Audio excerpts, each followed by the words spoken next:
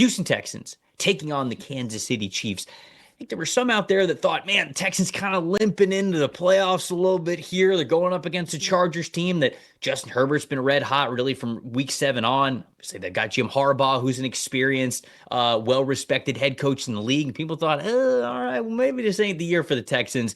Maybe they're going to catch the loss here in the first round. It's absolutely not what happened. I thought they played really great ball. The defense side of the ball played really well. CJ Stroud played decent. I think the run game was pretty good as well, but there's a lot of things to dig into now that they're playing the Kansas City Chiefs. Chiefs have, for all intents and purposes, it feels like had like 2 or 3 weeks off. So you've been prepping for this one for a while. Their starters got the last week of the season off on top of getting the bye. So right, exactly. Mahomes hasn't taken the field. So if you are somebody who's like, is too much rest a bad thing? I don't know. Maybe that could be the case for the champs. I have a feeling that going for a three-peat, they're going to be fully focused for this one, so I'm not really worried about that. But what is your matchup that matters here for this first divisional game?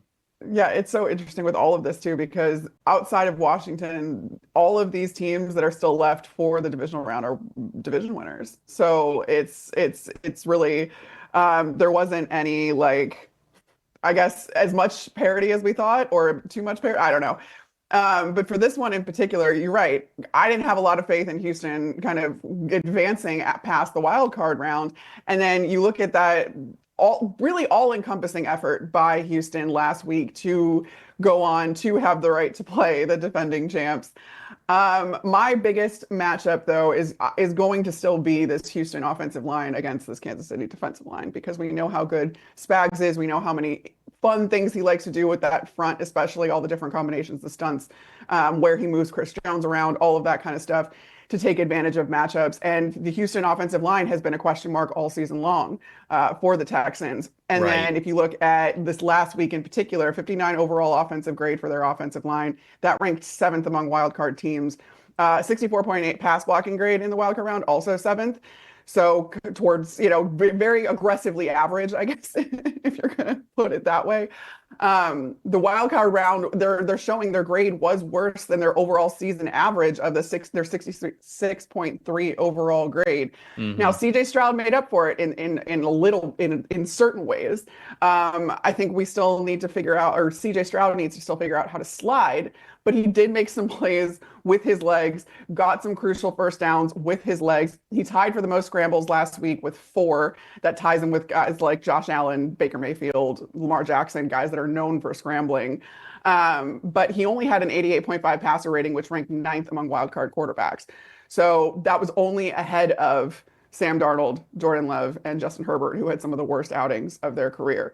Yeah. So you mentioned the run game. That's a huge part of this. But what was really I think it's going to just come down to how much this Kansas City defensive line is able to affect the Houston offensive line and therefore affect CJ Stroud. And can he still scramble? Can he get those runs? Can he avoid any sort of injury while making those scrambles, because it didn't look pretty, and he hit his knee a couple of times pretty hard, where I'm like, CJ, don't need that. Right, don't need that. Don't need that. And Kansas City, we know what they've been able to do pass rush wise. They lead the league in quarterback hits with 80 this season. They rank just outside the top 10 in both pressure percentage and pass rush win percentage. Mm-hmm. Chris Jones, 91 pass rushing grade. That ranks 5th among all defensive players, not just edge rushers, not just interior defensive linemen and defensive tackles, not just edge rushers. It encompasses all of that. Mm-hmm. He's tied for 5th in total pressures among all defensive players, which is especially impressive considering he only has 2 unblocked pressures on the year. So clearly, it makes sense. You're going into a game against Kansas City Chiefs. You have to game plan for Chris Jones. So he's not getting any free rushes. He's not getting any unimpeded pass to the quarterback. And still, he has all of those numbers when it comes to pressure percentage and pressures in general. Just extraordinarily impressive, and he just has the opportunity to wreak havoc on this game and CJ Stroud. No, there's no doubt about it. The interior offensive line for the Texans has been a talking point for Dalton and I on the review show. It feels like multiple times throughout the second half of the season is like, could this be a major Achilles heel of this team, and what really gets in the way of them potentially making the AFC Championship game or making the run that they should have? Well, I wondered if that was going to be the case even against the Chargers, but yeah, the line overall was able to play a little bit better, but still, you go into Kansas City, it's a different beast going up against a guy like Chris Jones. So I agree. I think that's a major matchup that matters. My matchup that matters is two corners for the Houston Texans who are playing red hot right now in the rookie Kamari Lassiter and Derek Stingley Jr., who Stingley Jr. establishing himself as one of, if not the best corner that we have in the NFL.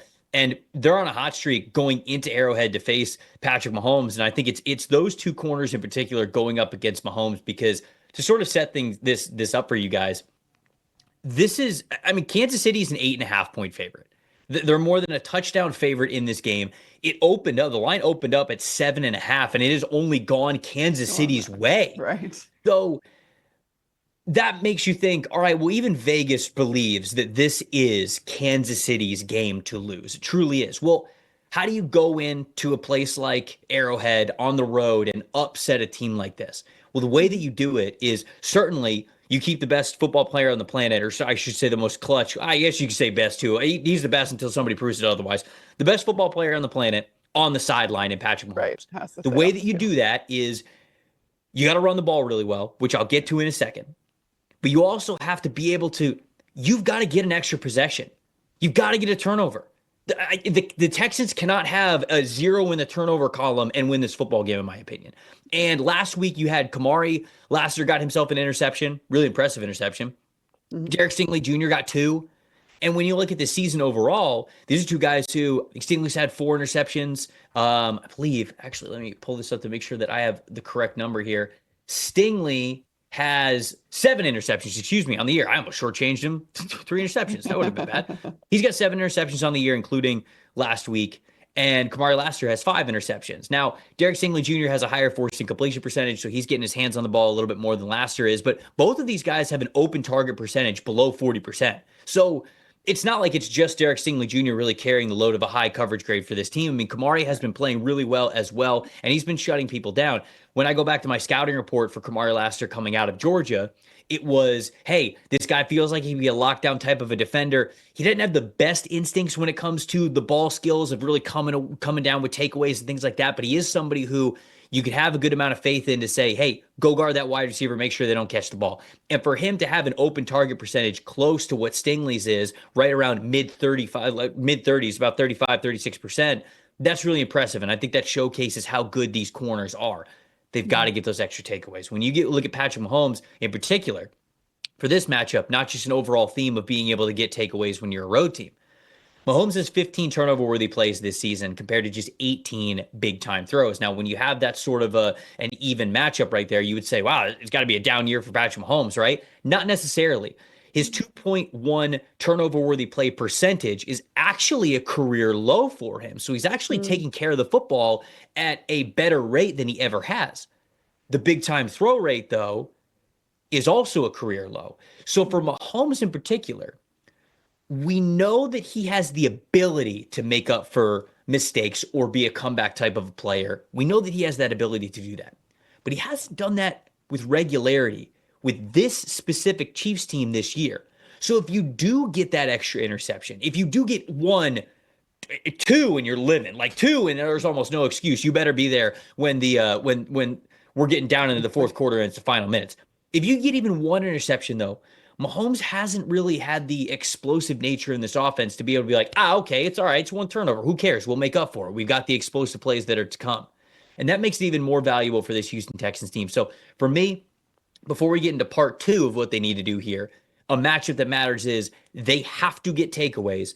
And they've got 2 cornerbacks who are playing supremely confidently and coming off of a week where they got 3 interceptions out of the 2 of them. So I think that there is a chance that we could really see this. This isn't just some sort of pipe dream. All right, there's a goal that sure, if lightning strikes twice in the same spot. No, this is something that's realistic for them. They just got to be able to make it happen. But what do you think about that matchup? If you have any thoughts, but if not, let's get right into your plus factor here for this one. Yeah, I think that also speaks to the fact that, you've seen Kansas City's run game just kind of vary this season with Isaiah Pacheco going out for a large portion of it and not being able to kind of rely on that. And Patrick Mahomes clearly is throwing the ball a lot more and everything is on his shoulders. And again, his receivers haven't been what you probably want and it's not the league leading drop unit that it was last year, but They did get a little bit better, especially with getting DeAndre Hopkins, but he was in and out of the lineup too.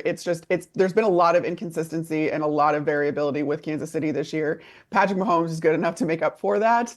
I think that's another reason why you saw them in all those one-score games this year, all that other stuff. But because they're the Chiefs, because it's Patrick Mahomes, because it's Andy Reid, they're able to pull that kind of stuff out. And then, yeah, now you have the health because you've been sitting your starters for 3 weeks at this point.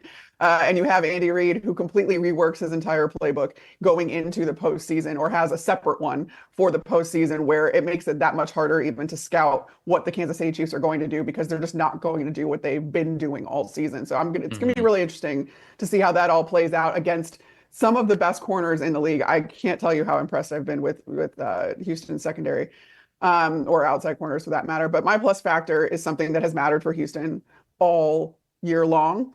And that's Nico Collins. Nico Collins is one of the best receivers in the league. Fair. And the reason that CJ Stroud is able to push the ball down the field is Nico Collins. He's fourth, I believe. He ranks fourth in yards per reception average. That's 15.8. He's got the second best receiving grade of all wide receivers this year, right behind Puka Nacua at 91.6. He's third in threat percentage. So 28.5% of all of CJ Stroud's targets are going to Nico Collins. And it makes it so that if he gets going, you're probably going to come up in the win column. So much so that every game this season where Nico Collins has gone over 100 yards receiving, the Texans have won. It's just you cannot overstate how much he means to this offense, and how much relies on him to really be productive. It's really not a vertical passing attack unless Nico Collins is getting targeted and is making those catches and is involved heavily. And that's something that the Kansas City Chiefs are going to know. But he's going to have to remain Nico Collins. You cannot let him be shut down, because I just don't really trust a lot of other guys outside of Nico Collins in this matchup necessarily, especially if you take him out of. It's more of what, if you take him out of this offense, it's kind of the trickle down effect of what that does. It's not necessarily that I guess I don't trust other guys on this offense, but it's more of the fact that it just changes the math for Houston. If Nico Collins is doubled, bracketed, not available constantly, I don't see a way for the Texans to pull off this upset if Nico Collins doesn't just absolutely go off, not just like has a good day, needs to go off. Yeah, I mean, we talk about a lot of, okay, well, here's a matchup. This is what could happen. This is something that could swing in the Texans' favor. If Nico Collins doesn't get close to 100 yards and a touchdown, like I don't know how they score enough points. So it's almost as if like Nico Collins is the ultimate constant, and then you're saying obviously for them to get the upset win, he has to be even more than that. He has to be, like you said, somebody who has one of his best days of the season, which would be really saying something for a guy that has once again had just an incredible year and a really good receiver. I'll say with the Texans side of things, I know the Chiefs. Well, I will say that before we get to that, just a shout out to Chiefs player Trent McDuffie was in the conversation for best coverage player that we gave out in our PFF awards. If you guys missed that, you can see the episode on it that we did a couple of days ago. But you could also see all the articles over at PFF.com and look at all the criteria that sort of went into us giving away all of those yearly awards. Best coverage defender, we gave it to Patrick Surtain II, just because of how locked down he has been this season. But Trent McDuffie was right there in the conversation as one of the best corners in the NFL. And so he'll get to go up against Nico Collins. And it's not an unfamiliar foe. They faced each other before, but it's just a matchup that you've got to pay attention to as two of the best going at it. My plus factor is Joe Mixon, because again, if you're going into Arrowhead, if you're going to try to beat the Kansas City Chiefs, one, you got to be plus in the turnover category. And then two, you've got to keep Patrick Mahomes on the sideline.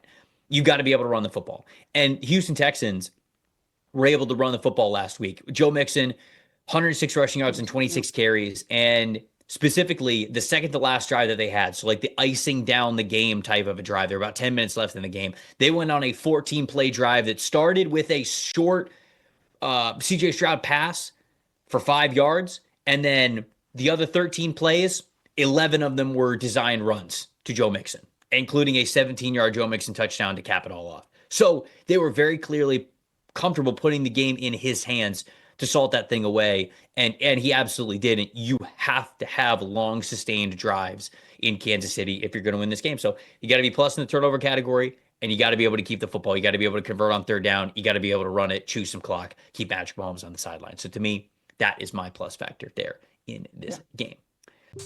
Thanks for watching, everybody. Make sure you like and subscribe the video. And if you don't have a PFF Plus subscription, you can get one to see all the premium stats that we talked about here on the show, plus the expert betting and fantasy advice over at subscribe.pff.com. The description is also right below, so if you are not a PFF Plus subscriber, you can become one today.